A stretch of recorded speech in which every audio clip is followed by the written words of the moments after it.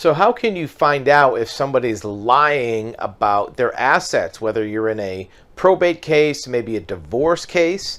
It could be that you won a lawsuit against somebody and they're denying that they have the means to pay you.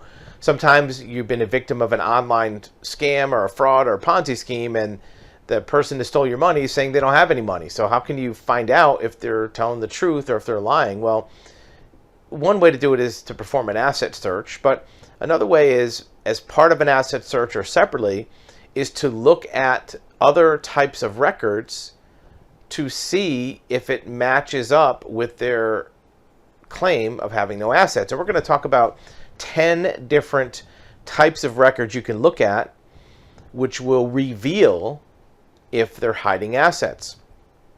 The first one is loan applications.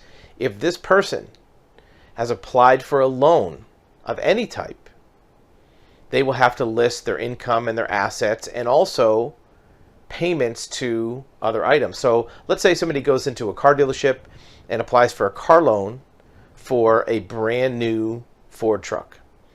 When they fill out that car loan, they're going to have to list assets, real estate, vehicles, corporations. They're also going to have to list if they have other loans for other items. So that might be a mortgage on a property. Here's the other thing. If somebody buys a car at a dealership, even if they pay cash at the dealership, they are probably going to have to fill out a credit application, even if they're not applying for credit.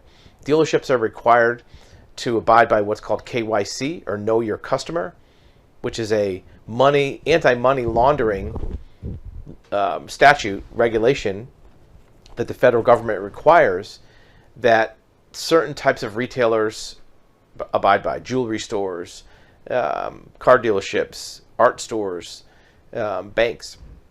So if you're purchasing something, even if you're paying cash, you have to disclose to that retailer certain things about your assets. So loan applications are a very good source of that. Even things like rental applications for real estate. It might be where they got a credit card. Those applications will show all their assets. Number 2 on the list is credit card statements. If you look at a debtor, what they have for credit card or even debit card transactions, look at it line by line. Even if you see a small item, $25 for a payment, $30 for a payment, look to see what that's for. Sometimes these are payments for repairs of a large asset. People go into a jewelry store and spend $25 to have their Rolex cleaned, $30 to have their diamond ring repaired. It might be that they purchased parts for a yacht at a parts store on their debit card. Sometimes you'll even find payments for insurance for an item, and we'll talk about insurance momentarily. Another place to look, obviously, is social media. If you find where they're bragging and boasting of driving Ferraris, or they live in a certain property, even if it doesn't directly identify an asset, if you look in the background, look at locations and look at towns, sometimes that'll help you find where assets are hidden. If you think somebody lives in Dallas, Texas, but they're posting a lot from, let's say, Santa Fe, New Mexico, maybe that's where you do your real estate search or other vehicle record search in New Mexico. So social media can be a source. Don't try to go it alone, because if you are stalking them on social media, they can see it. If you look at them on LinkedIn, they can see that you looked at their profile. So you want to do this covertly and make sure you have the right forensics to look at the photos, pictures, locations to get the right information. So let's jump right to insurance. Any asset of any value, a person is going to want to have insurance on that asset. Sometimes it's required. If you have a vehicle, your state requires you to have auto insurance to get it registered. If you have a homeowner policy on a piece of property or a commercial property, have general liability insurance or commercial auto, those policies are going to show what assets you have. Even if you only find one policy, most insureds have all their policies with the same agent. So if you find the agent, then you can get a deck page of all the policies that person has, and even claims they've put in. Insurance claims can also show what assets have been listed on the claims inventory. So insurance is a very overlooked, frequently overlooked source of hidden assets. What about tax returns? A person on their tax return, especially corporations, is going to require not only profit and loss reporting, but balance sheet reporting. If there's acquisitions, if there's expenses, certain assets will have deductible expenses. Maybe you deduct the homeowners or the property taxes on a piece of real estate. Maybe you deduct HOA fees on real estate. Maybe you deduct business expenses for a corporation.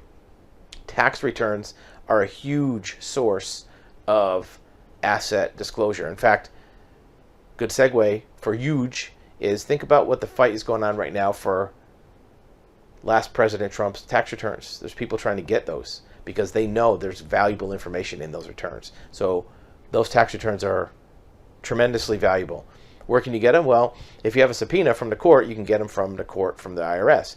But there's other locations that may have it. A spouse, a former spouse, may have tax returns.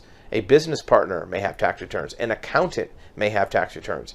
Sometimes when you file for a mortgage or other loans, they want copies of your tax returns. There are many third parties that have copies of tax returns that may not have a legal statutory requirement not to give them to you. They might be able to give them to you upon request or certain negotiation. Tax returns. What about warranties? If you have certain items, even a computer or an iPhone or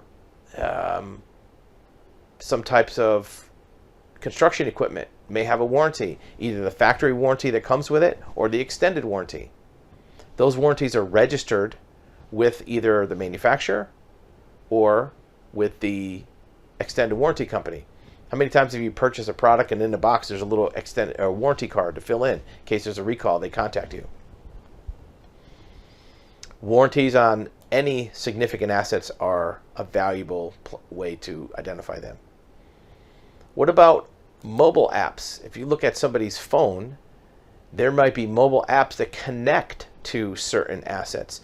Cars these days have mobile apps that help you diagnose your car. Some apps can turn on your lights and beep your horn, turn on your heater, remote start. Certain large equipment types of assets have remote apps for them. Some apps just help you track the inventory of them. So apps on a phone can be a valuable source of identifying assets that are controlled or monitored by that app. Another way to look for assets is by IP address and Bluetooth connections. Look, if you're at a subject premises, we ran into a case like this at a manufacturing plant, and the debtor claimed that they didn't have certain type of equipment. And we were not allowed to do a full search with a search warrant on the premises, but we were able to go and interview the person in their conference room. And while we're interviewing them, one of our investigators pulled up on their phone and looked at all the IP addresses for devices that were on a network and also Bluetooth devices that were showing up.